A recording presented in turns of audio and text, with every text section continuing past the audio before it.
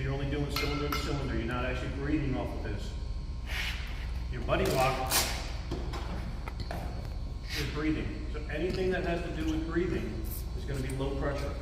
Your regulator is low pressure. Buddy breathing is low pressure. So remember the difference. High pressure, low pressure. Some guys get them confused. Okay, so if you're breathing, it's low pressure. If you're, cylinder pressure, it's always high pressure. Okay? The low pressure system is anywhere from 95 to 115 psi. No different than a compressor in your house. Okay, just like filling up tires and stuff. So basically, remember pressures on your tires, basically the same pressures that are coming through these hoses. All right. So breathing is low pressure.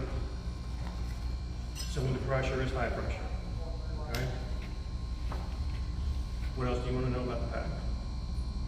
Everything. Regulators. Okay.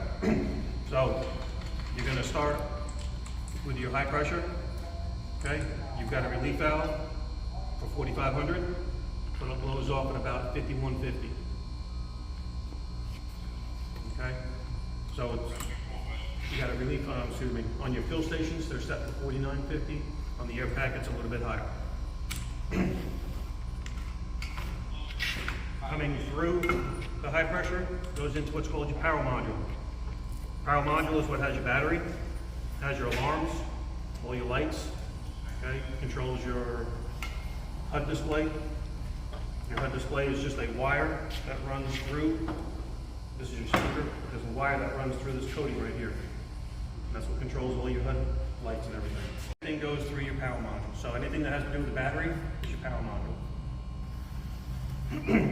Inside of here, this is going to go from high pressure. Comes out two places. One, it goes down to your pressure reducer, which is in the bottom here. I have to bring my tools, otherwise I was going to open this up. But down in here is your pressure reducer. This is what takes everything from high pressure to low pressure. Not ambient pressure. Ambient pressure is what's actually in your face piece. This just takes it down to your low pressure, so it's a two-stage. Okay. Regulator is right in here, which reduces it to ambient pressure. Okay. Pressure reducer takes high pressure and reduces it to a breathing pressure, or low pressure, excuse me.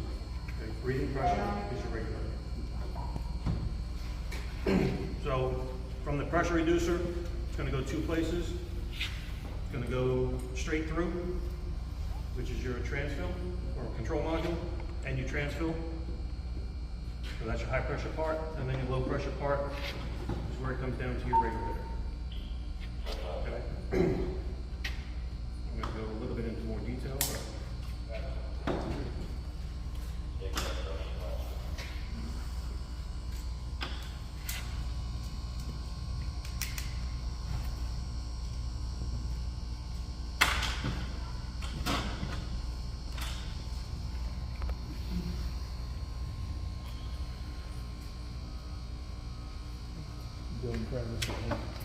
Don't do this in the shop.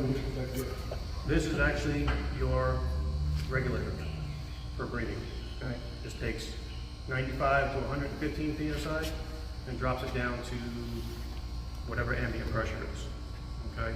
When you open up your bypass valve, you're taking this little seal right here and you're turning this, which backs it out of in here, which then exceeds ambient pressure. So when you're exceeding ambient pressure, that's where you get, I know I'm falling apart. So when you crack the bypass, you're getting 95 to 115 psi. When you, well, no, you're getting ambient pressure. You're getting up to the regulator, up to the control module, excuse me, I'm confused here. 95 to 115 comes into here, and then this steps it down to ambient pressure. That's why when you crack, Even when you crack the bypass. when you crack the bypass, you're exceeding ambient pressure. That's why it blows off.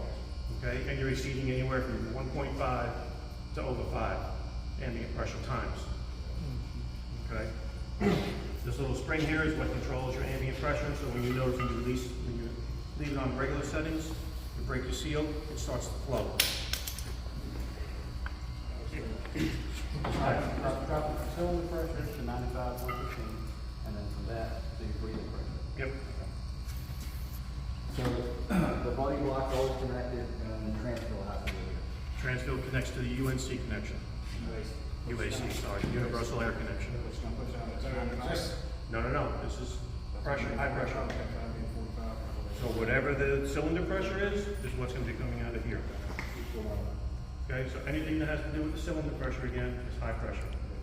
Anything that has to do with the breathing is low pressure. Real quick, the UAC, Universal Air Connection, that's standard per NFPA on any Correct. manufacturer.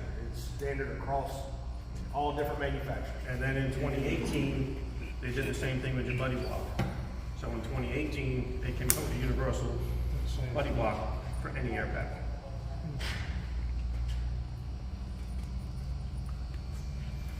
Okay, pause that for a second.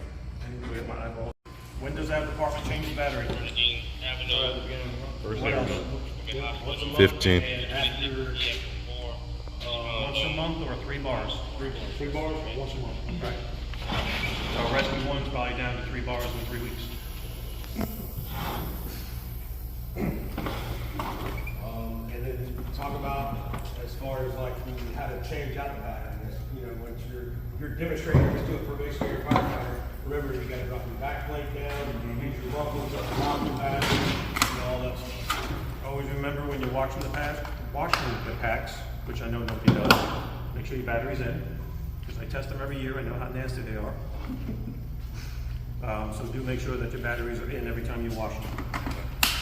Now that that's in there, it's going to go through a sequence.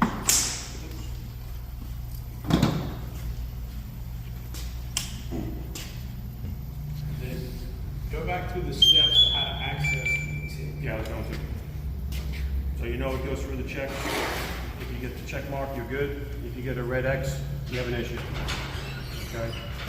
Most of the red X's is the harnesses. They all will break up here from all the pivoting. Most of the times that's what the red X is.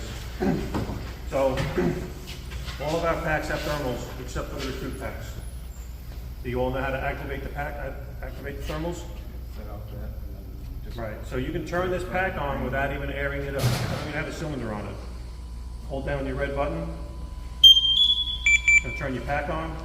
2 clicks, now your pack is on. I'm not even on a cylinder. Hold your green button down. Gonna switch to your thermal. Okay, so when you're on an alarm call or something, you can activate your thermal without even having air on. air it up. Yep. But the pass is still going to be active. Pass is still active, correct. So you still have to shake it every couple of seconds. And that's all working off the battery pack. It's all battery, correct. That might be one of the things they ask you on that. You do know when you hit the button one time, if you have pressures on here, this pack will actually determine how much air you're going to have left by time. So depending on your breathing rate, will depend on what it's going to record the minutes remaining. Okay? So when you click on this, it'll actually show minutes remaining based on your breathing pattern. And all that again is done by the regulator. There's actually a little magnet in there that fluctuates up and down, and it counts the revolutions of breathing and determines your minutes. What do you click to see that again? The minutes? Green button. Green button? Okay. Just click it one time. It gives you your battery life, it gives you your cylinder level, it gives you your Bluetooth if your radio's connected, Okay. okay? And then it gives minutes. What's the, another thing I just thought about? So between this gauge and between that gauge, what's your differences that are allowable? 225. So you actually have a 450 Wow. range, okay, of where you can be off of. So if you're off 100 PSI, you're in within range, you're fine, okay? Not, because this gauge on here is very difficult to get exactly what numbers you're reading, but you can tell that pretty much where it's at. Something else I was gonna do. When you turn your air off, and you're watching your gauge to see what kind of leak you have, you're actually allowed 100 PSI per minute that you can lose, which is a passing number. Okay, so when you do turn your pack off, the air, you watch your gauge, you'll see it start to drop. That's normal for it to drop some. But if it's dropping rapidly, then we have an air leak. If it's going 5 PSI, a couple of seconds, 5 PSI, a couple more seconds, 5 PSI, that's normal. Okay? But if you watch it range just start dropping quickly, you know you have an air peak then. And that put the pack out of service, call me up, and I gotta do a test on it.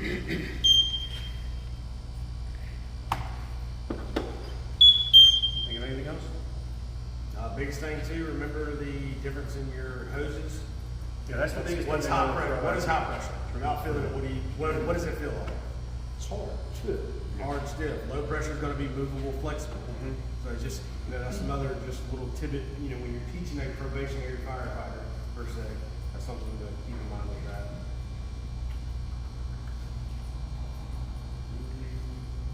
Any questions? I agree we'll cover.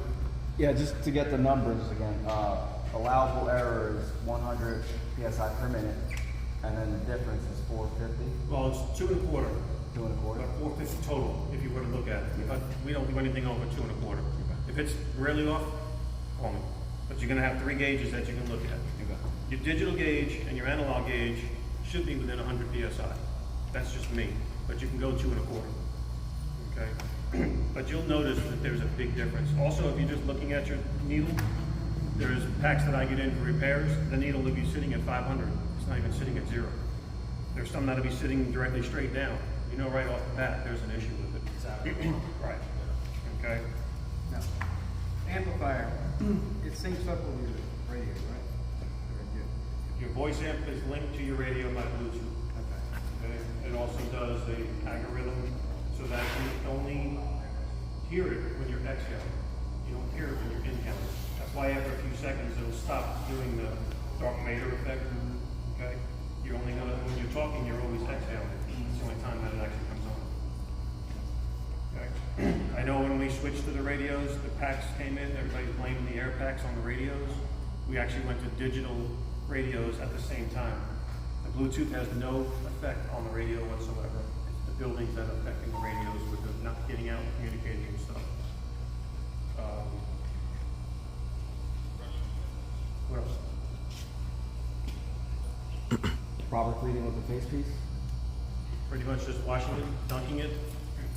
What did you say about the nose cone? We're always messing up on the nose cone. Well, if you don't see the gap here, okay, there should be a gap on the nose cone in the front here. If you don't see that, people tend to push it too far down, and there's nothing there. When you don't see that gap, you're actually blocking your inlet coming in. It'll be a little hard to breathe. Okay? So when these are out, you always have to pull this back. And again, I do 2 fingers in the bottom, pull the bottom out, and drop it in. You're basically just going to run your hand around. I'm not in there. And if they're not lined up, they won't go in. Yep. So when you're lined up, you want to make sure that the tab on the front is lined up with the mark in the front. Okay. Little tab there and the mark. Those have to be lined up. The other thing you want to look for is on the back here, this flap. This flap needs to be flush. Okay. If that flap is not flush, the nose comes too far forward. Stop right here. That should sit flush. But you want to make sure you have that gap. I don't think of anything else that's going to be on the test. Yeah, that's pretty much. Well, I learned a lot. I mean, more than I do. Just maybe pressure reducer, which I'm not going to ask you, as goes from high pressure to low pressure. You're basically going from whatever cylinder pressure is to an average of 80, 95 to 115 is the average. There is also a blow off on here that goes off at about 130 PSI. If you turn your air pack on, you all of a sudden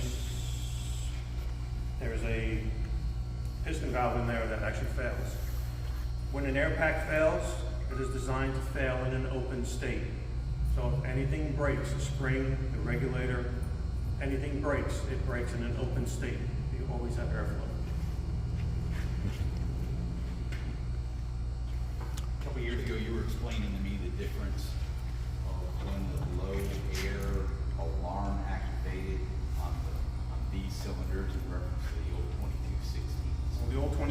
16s went off at 850.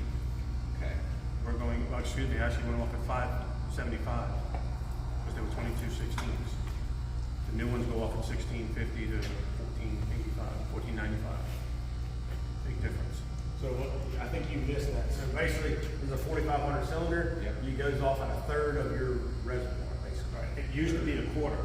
Okay. When the 2013 standard came out, it went to a third. So roughly, that gave us how much more work time compared to the old one? 3 minutes. 3. Well, not work time, but low air. Gain 3 minutes for exit.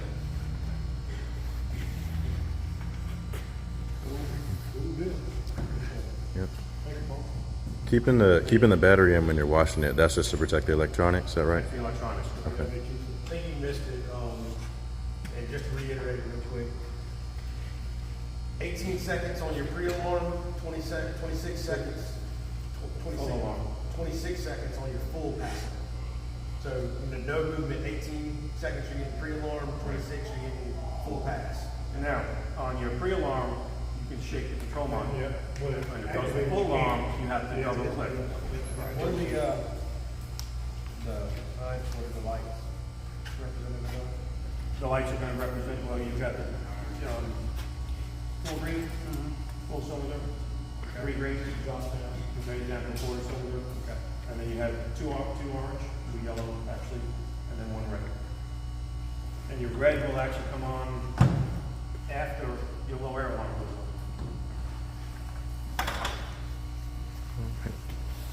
Your low air alarm will go off before actually your red light will come on.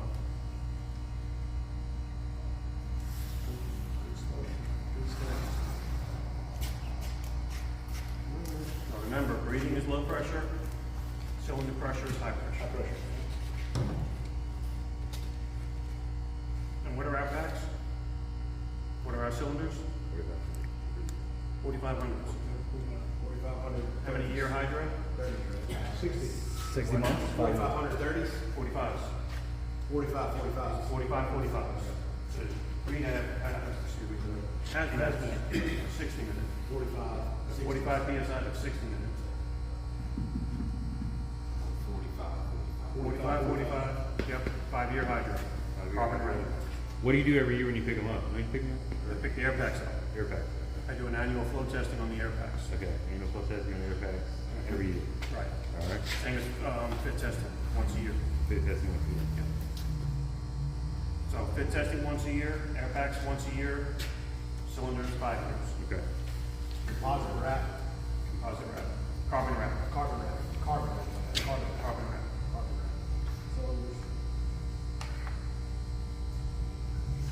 Don't get confused with fiberglass wrap because those are 3 year. We don't have any more. We don't have any. Everything we have is 5 years.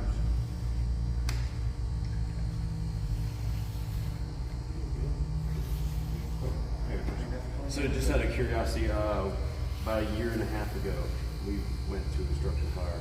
My air pack worked throughout the day, and then right before we were about to go inside, all of a sudden I got an error on the actual. You got a red nodule. X. Yes. Yeah, what happens is, you just happen to be at the point that the wire broke.